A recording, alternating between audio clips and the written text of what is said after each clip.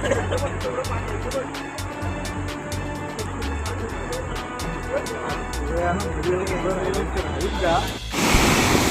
तालुक्यातील शिवथर विभागात ढगफुटी सदृश पाऊस कुंभे शिवथर गावातील स्मशानभूमी गेली आहे. काल दिवसभर मुसळधार पावसामुळे रायगड जिल्ह्याचे जनजीवन विस्कळीत झालं होतं. काल रात्री पावसाने विसावा घेतल्यानंतर पुन्हा सकाळी मुसळधार पावसाने हजेरी लावली. आज सकाळी महाड तालुक्यातील शिवथर विभागात ढगफुटी सदृश पाऊस पडला. या पावसामुळे कुंभे शिवथर गावातील स्मशानभूमी वाहून गेले. त्याप्रमाणे आंबे शिवथर, आंबेनळी, सह्याद्रीवाडी गावाकडे देखील काही काळ संपर्क तुटला होता. त्यामुळे शिवथर विभागातील नागरिक संरक्षण भिंतीची आणि आंबे शिवथर ग्रामस्थ नवीन पुलाची मागणी प्रशासनाकडे करत आहेत. विभागामध्ये ढगफुटीचं वातावरण झालेलं आहे, ढगफुटी झालेली आहे. त्यामुळं आमच्या कुंभे शिवथर गावाला फार मोठा धोका निर्माण झालेला आहे.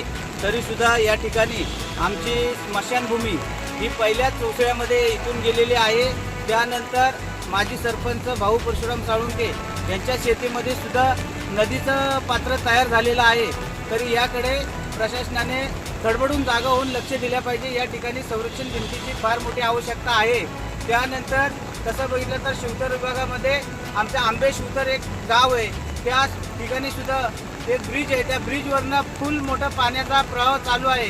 तरी तो सुद्धा भविष्य काळासाठी उचलून पाहिजे, नाहीतर त्यांचाही संपर्क तुटण्याची शक्यता आहे असे या ठिकाणी मी प्रशासनाला सांगू इच्छितो. आणि प्रशासनाने त्याच्याकडे अगदी गांभीर्याने लक्ष दिल्या पाहिजे एवढीच माझी विनंती आहे. जय हिंद, जय महाराष्ट्र.